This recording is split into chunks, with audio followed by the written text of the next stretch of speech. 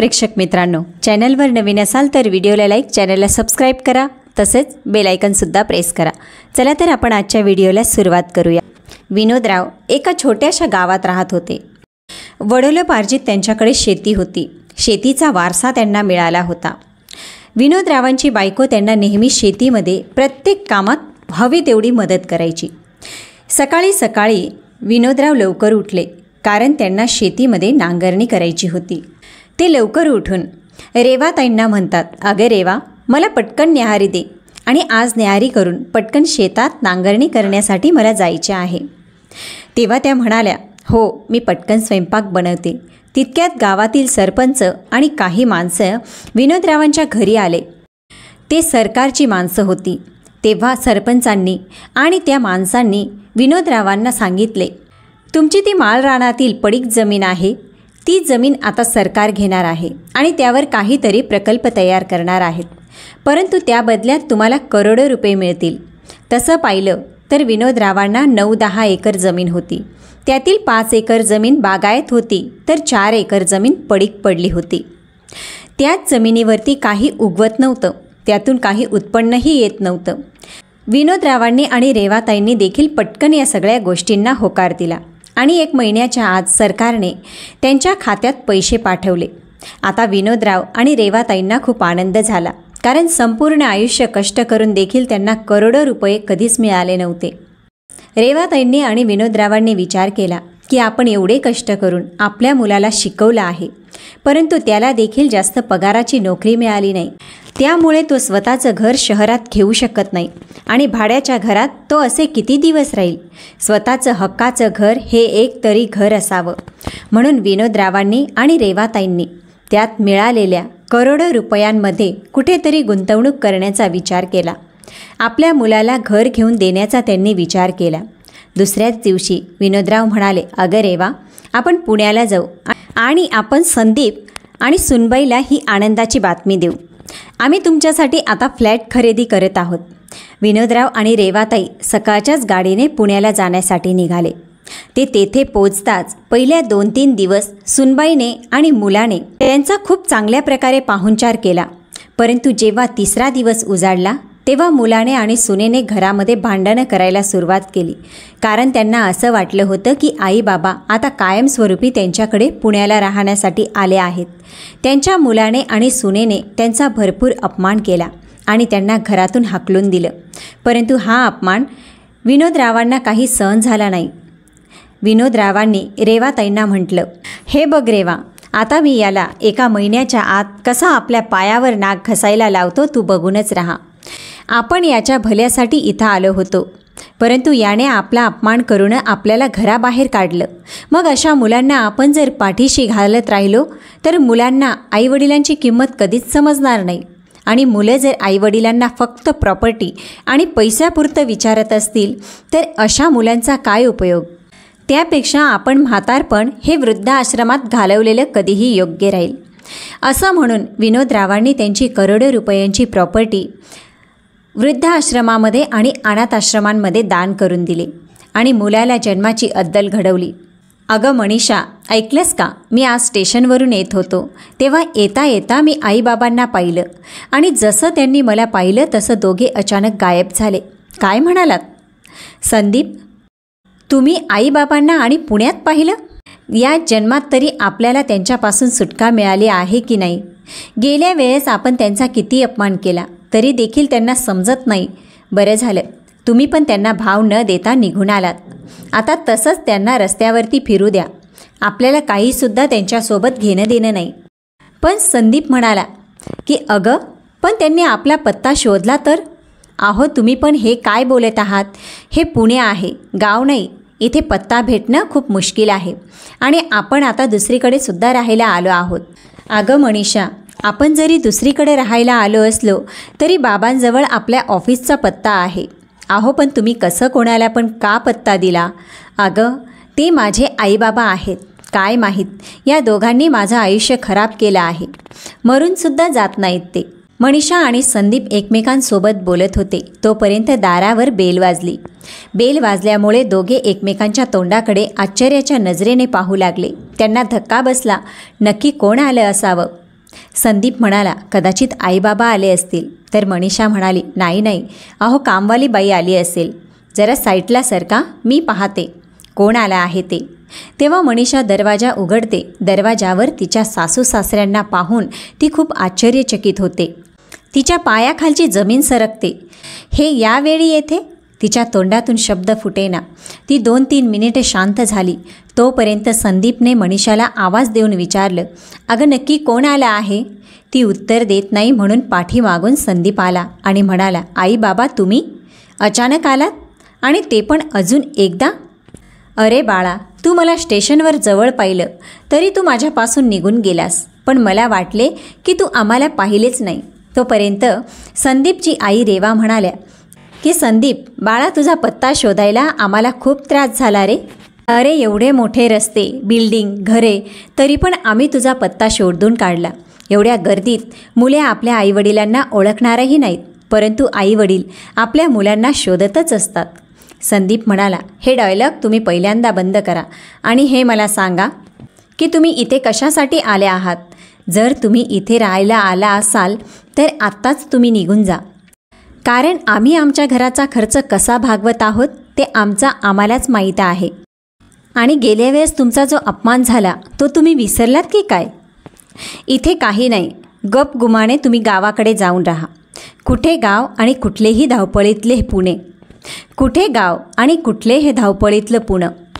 मनीषा पण म्हणाली, अहो आई बाबा, तुम्हाला किती वेळा सांगितलं आहे की तुम्ही इथे ऐशोआरामाची जिंदगी मिळणार नाही. पण माणसे बरोबर बोलतात. आपल्या मुलाचा पैसा दिसला की निर्लज्जपणाने वागतात. मनीषा आणि संदीप हे दोघे एवढे बोलत होते त्याला काही मापच राहिले नव्हते. शेवटी विनोदराव म्हणाले, तुमच्या दोघांचे बोलणे झाले असेल तर तोंड बंद ठेवा. आता तुम्ही खूप बोललात आणि आम्ही सगळे ऐकूनही घेतलं. आणि हे बघा, तुम्ही जो आमचा अपमान केला आहे ना, आम्ही काही विसरलेलो नाही. आम्ही तर तुमच्यापाशी भीक मागायला किंवा तुमच्यापाशी राहायच्या इराद्याने आलेलोच नाही. आम्ही तर या ठिकाणी खूप येणं जाणं करत आहोत, कारण आम्ही इथे एक 2 BHKचा फ्लॅट खरेदी केला आहे आणि आज त्याची चावी भेटली आहे, कारण आम्हाला तेथे पूजा करायची आहे. आम्ही इथं आलो आहोत, पण म्हणालो की तुम्हाला पण सांगावं पूजेसाठी. त्यासाठी आम्ही इथे आलो होतो. तुम्हीच आम्हाला म्हणाला होतात ना की तुमची लायकी शहरात राहायची नाही, त्यामुळे आमची लायकी काय आहे हे तुम्हाला दाखवायचं होतं.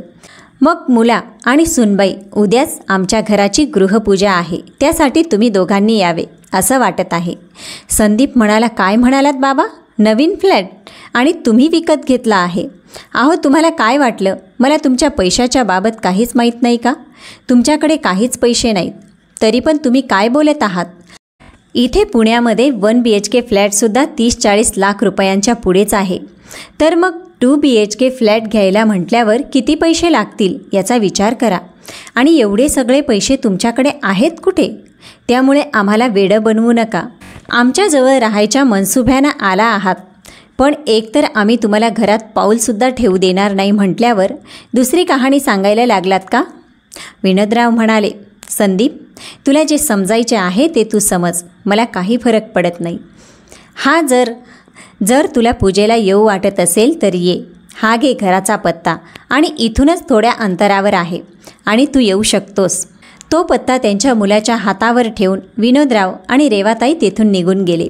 आणि दोघे गेल्यावर मनीषा संदीपला म्हणते, अहो हे काय बोलत आहेत? या म्हाताऱ्यांनी खरंच येथे फ्लॅट घेतला असेल का? का म्हणजे त्यांच्याकडे भरपूर पैसा होता. जर गावाकडील घर जरी विकले तरी त्यांच्याकडे एवढे पैसे येणार नाहीत.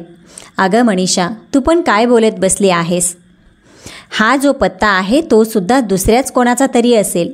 जर तुला विश्वास बसत नसेल तर उद्या आपण या पत्त्यावर जाऊ आणि मग तू तुझ्या डोळ्यांनी बघ. मग दुसऱ्याच दिवशी मनीषा आणि संदीप दोघेही विनोदरावांनी सांगितलेल्या पत्त्यावर पोचले.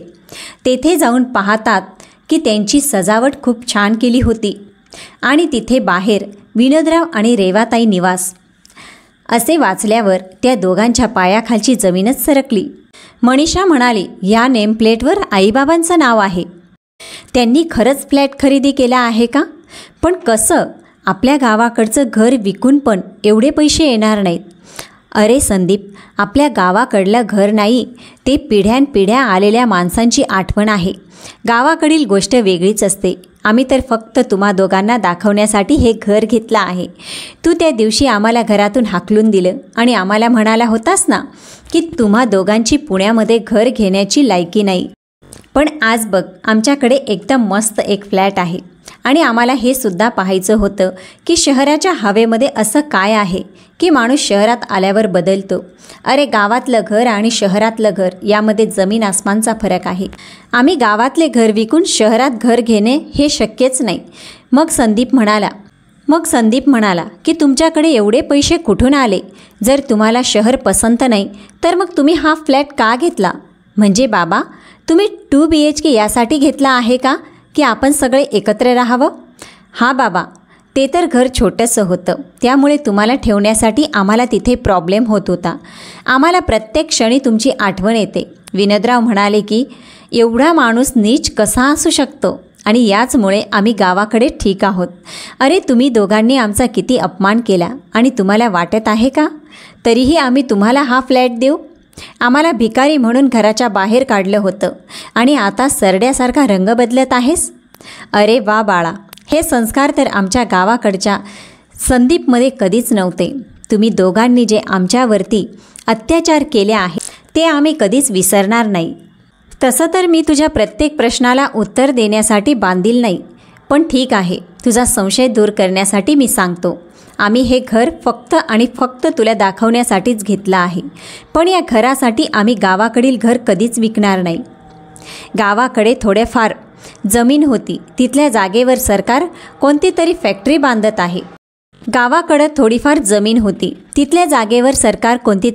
बांधत आहे. त्यामुळे सरकारने आम्हाला भरपूर पैसे देऊन ती जमीन विकत घेतली आणि त्या पैशातूनच आम्ही हा फ्लॅट घेतला आहे.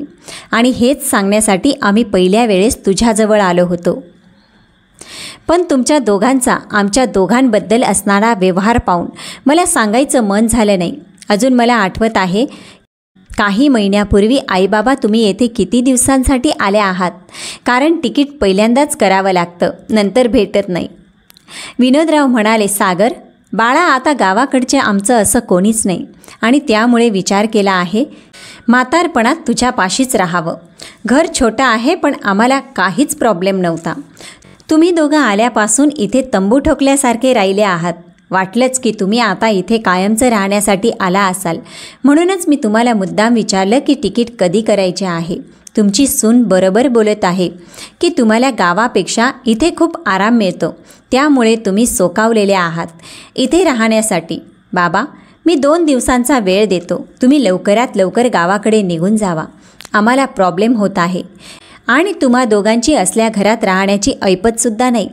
आपल्या मुलाचे हे बोलणे ऐकून विनोदराव आणि रेवाताईंना खूप वाईट वाटत होतं. विनोदराव अपमान सहन करू शकले नाही, पण तिकीट 5 दिवसानंतरची मिळाली. त्यांचा मुलगा म्हणाला की हे बघा बाबा, आता हे 5 दिवस आम्ही तुम्हाला सांभाळत आहोत, त्यामुळे तुम्ही इथून पुढे कृपा करून आम्हाला त्रास देण्यासाठी पुण्यात येऊ नका. त्यांची सून पण त्यांचा अपमान करायची.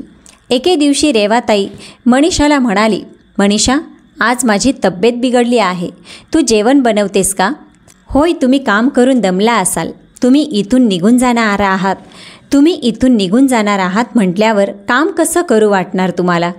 तुम्ही याच्या आधी सगळी कामं करत होतात, पण आता तुमचा मुलगा इथं तुम्हाला राहू देत नाही म्हटल्यावर कसा पळ काढत आहात? रेवाताई म्हणाल्या, सुनबाई, असं काहीच नाही, खरंच माझी तब्येत बिघडली आहे. असं म्हणत रेवाताई खाली चक्कर येऊन पडल्या. मनीषा तिच्या नवऱ्याला आवाज देते. तिथे विनोदराव आणि संदीप दोघे पण पळत येतात. आपल्या बायकोची हालत पाहून विनोदराव थक्क होऊन जातात. त्यांच्या मुलाला ते म्हणाले, अरे बघत काय बसला आहेस, ॲम्ब्युलन्सला फोन कर. अहो बाबा, आई फक्त बेशुद्ध झाली आहे, तिच्या तोंडावर पाणी मारा, ती लगेच शुद्धीवर येईल.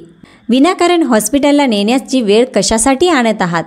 आणि तुम्ही जर का असं म्हणून संदीप आपल्या आईच्या तोंडावर पाणी मारू लागतो. तरी पण रेवाताई काही हालचाल करत नव्हत्या. विनोदराव म्हणाले, बाळा, खरंच ॲम्ब्युलन्सला फोन कर, मला खूप भीती वाटत आहे.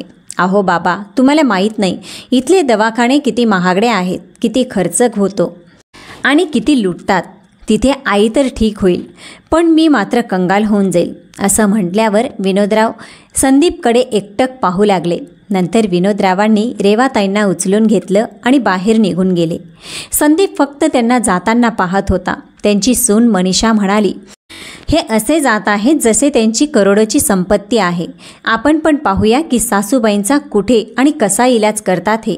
सकाळपासून संध्याकाळ झाली तरी पण संदीपने विनोदरावांच्या बाबतीत काहीच चौकशी केली नाही. रात्र झाल्यावर संदीप आणि मनीषा झोपी गेले.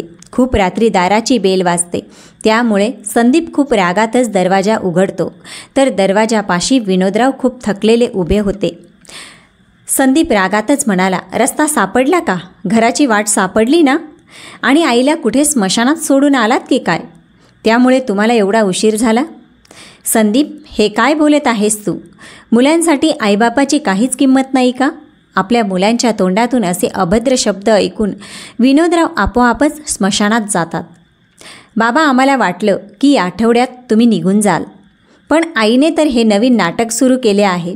आता मला समजतच नाही की इथे राहण्यासाठी तुम्ही कोणती कोणती हद्द पार करू शकता. तुम्हाला काय वाटलं मला काहीच कळत नाही का? त्यामुळे मी तुम्हाला इथे 2-4 दिवस काय 1 मिनिटसुद्धा राहू देणार नाही. तुमच्या दोघांचं सामान घ्या आणि बॅग भरा, या घरातून निघून जा. आता तुम्हा दोघांना माझा कायमचा रामराम. संदीप, तुझी आई हॉस्पिटलमध्ये मरणाच्या दारात आहे आणि तू तुझ्या आईची तब्येत विचारायची सोडून तू ही नाटकं करत आहेस. असे म्हणत आहेस की तुझ्या आईला हार्ट अटॅक आला आहे. जर हॉस्पिटलला नेण्यासाठी थोडासुद्धा उशीर झाला असता तर मी माझ्या बायकोला गमावून बसलो असतो. संदीप म्हणाला की जर आई मेली असती तरी बरं झालं असतं. कमीत कमी माझ्या डोक्यावरील एक तरी ओझं कमी झालं असतं. संदीप असं म्हणताच विनोदरावांनी त्याच्या हातातून त्याची बॅग हिसकावून घेतली आणि म्हणाले, संदीप, तू जे वागला आहेस ना, त्यामुळे इतर माणसांना कळालं आहे की मुलांना मोठे करता करता आपल्या म्हातारपणाची सुद्धा व्यवस्था केली पाहिजे. नाहीतर मुलं आपल्याला जिवंतपणेच मारून टाकतात. पण मी या अपमानाचा बदला नक्कीच घेईन. नाही घेतला तर मी देखील तुझा बाप नाही, असं म्हणून विनोदराव निघून गेले. काही दिवस हॉस्पिटलच्या बाहेर राहून विनोदरावांनी आपल्या बायकोचा इलाज केला आणि त्यानंतर ते गावाकडे आले. तिकडे गेल्यानंतर विनोदराव एकदमच बदलले. त्यांचे फक्त एकच ध्येय होते, ते म्हणजे त्यांच्या मुलाला चांगलाच धडा शिकवायचं. आणि देवाच्या मनातसुद्धा हेच होतं, कारण त्यांची जी पडीक माळरान जमीन होती त्या जमिनीत सरकार काहीतरी बनवणार होतं आणि त्या बदल्यात त्यांना खूप सारे पैसेसुद्धा मिळणार होते. फक्त पैसे येण्याचे बाकी होते. त्यामुळे ही आनंदाची बातमी मुलांना सांगण्यासाठी ते दोघे आईबाप पुण्याला गेले होते की यामध्ये तुझ्यासाठी मी फ्लॅट बुक करणार आहे, फक्त पैसे देण्याचे बाकी आहेत. पण मुलाने जो त्यांचा अपमान केला त्यामुळे त्यांनी आपल्या मुलाला काहीच सांगितलं नाही. आणि आज गृहप्रवेश वास्तुशांतीच्या कार्यक्रमाच्या दिवशी विनोदरावांनी संदीप आणि मनीषाला सगळं काही सांगितलं होतं. विनोदराव म्हणाले, संदीप, तू तर एका जागी बसून तू तुझं नुकसान केलं. तू तर आमच्यासोबत चांगला वागला असता तर तुला चांगले दिवस बघायला भेटले असते. आज हा फ्लॅट तुझा झाला असता. आज पण हा फ्लॅट तुझा होऊ शकतो, परंतु माझी एक अट आहे. संदीप म्हणाला की कोणती अट बाबा? तेव्हा विनोदराव म्हणतात, तू आणि तुझ्या बायकोने आमच्या नवरा बायकोचे 6 महिने काळजी आणि सगळी कामे करायची आणि त्या बदल्यात आम्ही तुम्हाला कोणत्याच पगार देणार नाही. आणि तर मग मी हा फ्लॅट तुझ्या नावावर करेन आणि यानंतर आम्ही दोघे गावाकडे राहायला जाऊ. तसं पण आम्हाला गावाकडे राहणं पसंत आहे. हो हो बाबा, आम्ही करू तुमची सेवा. मध्येच मनीषा संदीपला घेऊन एका कोपऱ्यात गेली आणि म्हणाली, आहो, 6च महिन्यांचा प्रश्न आहे. आपल्याला सेवा करायची आहे. त्यानंतर हा जर एवढा करोडो रुपयांचा फ्लॅट आपला होणार असेल तर यापेक्षा आनंदाची गोष्ट कोणती आहे? संदीप म्हणाला, कशावरून बाबा तुम्ही आमच्या नावावर घर करालच? विनोदराव म्हणाले, संदीप, मी बोलण्याचा एकदम पक्का आहे. मी कधीच पलटत नाही. आपण हे सगळं कायद्याच्या लिखाणानुसार करू. दोघे पण तयार होतात. सून आणि मुलगा दोघेही कामाला लागले. मनीषा संदीपला म्हणाली, अहो, जर आपण ह्या आपल्या नावावर फ्लॅट झाला तर आपण तो लहान आहे ना, तो फ्लॅट विकून टाकू. कारण 6 महिन्यात तुम्ही कामाला नाही गेलात तर तुमची नोकरी जाईल आणि मग आपल्याला पैसे कुठून येणार? आणि असं पण हा फ्लॅट पुढे ती नोकरी गेली पण आपल्याला परवडणारा आहे. पाहता पाहता 6 महिने पूर्ण झाले. संदीपने त्याचा फ्लॅट विकून टाकला. संदीप विनोदरावांना म्हणाला, बाबा झाले 6 महिने, आता तुमच्या म्हणण्याप्रमाणे पुढची प्रोसेस सुरू करू. विनोदराव म्हणतात, हो, वकिलांना बोलवले आहे. ते आता कागदपत्रे घेऊन येतच असतील. कागदपत्र पाहून त्या दोघांना खूप आनंद झालेला असतो. जाताना विनोदराव संदीपला म्हणाले, बाळा या घराला पेंट कर, कलर दे. पण बाबा हे घर तर नवीनच आहे ना, मग याला कलर करायची काय गरज आहे? नाही बाळा, तू पेपर नीट वाचले नाहीत. माझं घर तुझ्या नावावर केलं आहे, पण माझं घर तर एकच घर आहे, ते म्हणजे गावाकडील घर. आणि राहिली गोष्ट या फ्लॅटची, हा तर फ्लॅट मी फक्त 6 महिने भाड्याने घेतला होता. कारण तुला तर खूप गर्व आला होता ना, तो मला दाखवायचा होता. कारण गर्वाचं घर नेहमी खालीच असतं. आता तुला समजेल, गावाकडे राहण्याशिवाय दुसरा कोणता मार्ग नाही. संदीप म्हणाला, बाबा तुम्ही खूप मोठी चाल खेळलात माझ्यासोबत, पण यामध्ये तुम्ही बेघर झाला. बाळा, कोणतेच आईवडील आपल्या मुलांचा बदला घेत नाही. आणि तुम्ही आमची अजिबात काळजी करू नका. सरकारने आमच्या जमिनीचे पैसे आम्हाला दिलेले आहेत. त्यामुळे आता आम्ही वृद्धाश्रमात राहायला जाणार आहोत आणि तिथेच आम्ही पूर्ण आयुष्य काढणार. आणि तू आता गावाकडे चालला आहेस, त्यामुळे गावाकडील शेतीवाडीची कामं करायला शिक. आणि तेथूनच विनोदराव आणि रेवाताई निघून गेले. आज विनोदरावांनी आपल्या मुलाला हात न लावता अशी काही जीवनाची अद्दल घडवली होती की त्याला संपूर्ण आयुष्य लक्षात राहिली. आता विनोदराव आणि त्यांची पत्नी रेवाताई हे वृद्धाश्रमात आनंदाने त्यांचे उर्वरित आयुष्य व्यतीत करत आहे. आणि मुलगा मात्र याला शहराच्या धुंदीने गर्व आला होता, तो मात्र शेतात काबाड कष्ट करून आपले जीवन जगत आहे. तर प्रेक्षक मित्रांनो, आईवडिलांना कधीच कमी समजू नका. विनोदरावांनी आणि त्यांच्या बायकोने करोडो रुपयांची प्रॉपर्टी जी सरकारकडून मिळालेली होती ती वृद्धाश्रमाला आणि अनाथाश्रमाला दान करून दिली आणि मुलाला गावाकडची शेती करण्यासाठी गावाकडे पाठवले. त्यांनी त्याला चांगलीच अद्दल घडवली. प्रेक्षक मित्रांनो, आजची कथा तुम्हाला कशी वाटली कॉमेंटमध्ये नक्की सांगा.